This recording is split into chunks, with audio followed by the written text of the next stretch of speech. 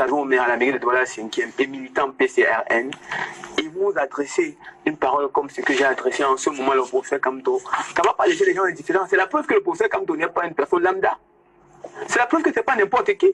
J'aurais pu dire ça, sans prétention aucune, c'est Espoir Matomba qui est un grand frère pour qui j'ai beaucoup de respect. Ça n'aura pas eu cet effet. Le problème, c'est que c'est Kamto. Vous n'avez pas un indicateur qui démontre que ça n'aurait pas eu lieu. Vous avez un appareil? Permettez. Non, je ne permets pas. C'est ce que je pense en tout cas. C'est ce que je pense. Vous pensez que vous avez donc tort. Limitons-nous à ma pensée, c'est moi qui ai la parole. Non, vous n'avez pas la parole parce que vous venez de faire quelque chose de très grave. Limitons-nous. Je vais vous empêcher de l'avoir. Je vous dis donc que vous avez dit la même chose concernant les élections. Vous n'êtes pas Elecam. C'est Elecam qui juge une élection. Je peux quand même chuter. Non, à partir du moment où vous êtes impoli, on vous la rend de façon violente, on vous la casse sur le visage. Merci, Ça s'appelle de l'impolitesse. Parce que vous-même, vous ne valez rien en dehors d'être le maire. Serge Gauthier. Et il y a quelques mois, vous étiez... Serge Gauthier. Vous parlez de figure. Serge Gauthier Onanina. Merci. Je cherche encore à savoir Serge Gauthier Onanina. Vous étiez hier. Serge Gauthier Onanina, merci. Vous terminez, monsieur le maire, vous terminez. Je vais terminer en disant que j'étais candidat à l'élection municipale de février 2020 dans le Vori.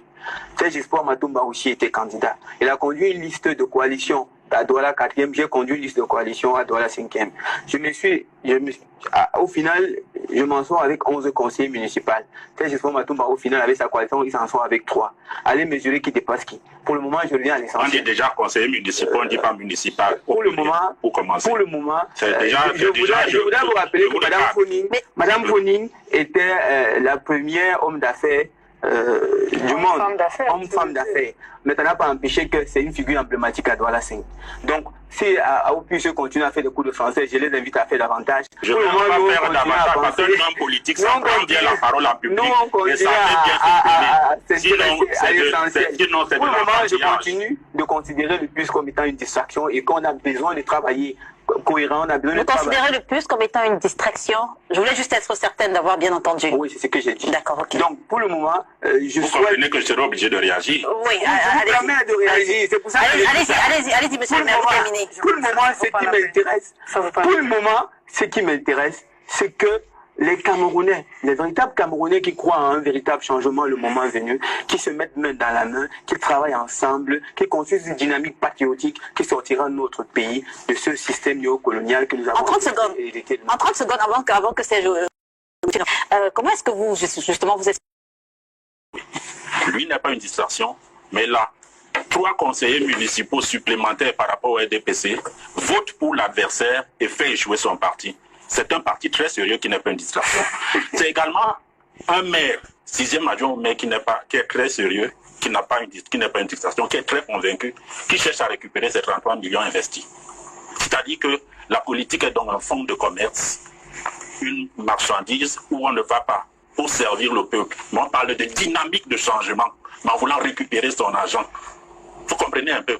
Ça veut dire que la politique, ce n'est pas un sacerdoce. Si j'ai mis 10 millions, je dois gagner 200 millions. C'est pour ça que je suis adjoint au maire. Et c'est pour ça que lorsque mon premier salaire ne passe pas, je fais le bruit dans tous les médias du monde. Rappelons que jusqu'aujourd'hui, mon salaire ne passe pas. Je suis adjoint au maire. Je suis le seul adjoint au maire dans tout le Cameroun. Vous parliez de politesse. Qui a demandé qu'on finisse son salaire pour le Covid. Vous parliez de politesse tout à l'heure. Je croyais que vous pouvez me traiter d'impoli et me montrer que vous pouvez avoir le comportement inversé. Je voulais rappeler, peut-être que les Camerounais ne le savaient pas. Donc, la conviction et le changement dont on parle, c'est facile de le balancer en public, c'est facile de faire le buzz, parce qu'on va avoir une popularité, on va avoir un nom quand on était parce que le 6e adjoint au maire, il n'est que 6e adjoint au maire, en dehors de ça, il n'y a rien d'autre. Je ne sais pas quelle décision il prend dans les prérogatives. Donc, il faut au moins que, dans les médias, quand quelqu'un a dit qu'un parti politique a voté pour le parti au pouvoir et qu'il y a le secret pour celui qui dit il fait de l'élection, il fait de la politique, il sait qu'il a le secret de l'une. C'est-à-dire que quand vous allez, Madame Léla, je ne sais pas si ce que vous avez voté, et que dans le même bureau de vote, il y avait 88 votants, 87 votants, 3 bulletins nuls, et que il parlait de 3 conseillers municipaux. Dans ce bureau de vote, nous avons 3 conseillers municipaux. Je pense donc que M. Billon est un fraudeur. Pour quelle raison? Pour la simple raison que dans les urnes qui doivent être secrètes et dans l'isoloir qui est secret, M. Billon a mis des caméras. Et où là, alors, il a marqué les bulletins. Et c'est un danger pour l'avenir politique du Cameroun. Si à cet âge, il est capable de frauder à ce niveau et vouloir vendre, récupérer son argent multiplié par 100 à cet âge, imaginez quand il aura 40 ans. On laisse allez-y, chacun tirer ses propres conclusions. Allez-y, Maître, avant le docteur Simon. Ce à quoi j'ai insisté me réconforte dans la posture qui a été celle de notre parti, et j'aimerais saisir l'occasion pour remercier encore une fois le Conseil national du mouvement pour la renaissance du Cameroun, qui avait en son temps lu les choses avant qu'elles ne se précisent, pour savoir qu'il ne fallait pas participer à des élections dans un contexte où tout cela ne sert qu'à jeter des suspicions sur les acteurs politiques et nous diviser entre nous. Nous avons pensé que le principal cap qui doit être celui du peuple camerounais aux côtés duquel le MRC se positionne, c'est celui de la réforme consensuelle des règles du jeu électoral pour éviter justement que l'on en soit, après des élections, à remettre en cause qui la légitimité, qui même simplement la transparence du vote. Et que d'autre part, que l'on n'entérine pas la partition de fait de ce pays qui observe depuis bientôt 4 années une crise qui se noue à ses portes dans le nord-ouest et le sud-est. Je profite donc de cette occasion pour rappeler que voilà le cap qui, à notre avis, semble être le plus fédérateur de toutes les forces qui veulent le changement au Cameroun. C'est d'une part que l'on se mette d'accord. On ne se met pas d'accord sur qui est une distraction, qui vaut quoi que ce soit ou qui est le plus fort. Donc, qu'on se mette d'accord sur les règles du jeu électoral.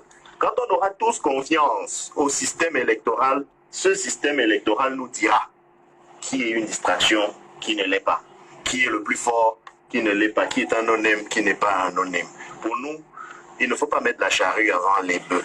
Et le contexte s'y prête. Je pense que le RDPC a pris la peine de faire toutes les élections qu'il voulait faire et que le calendrier s'est dégagé jusqu'en 2025, sauf accident de parcours.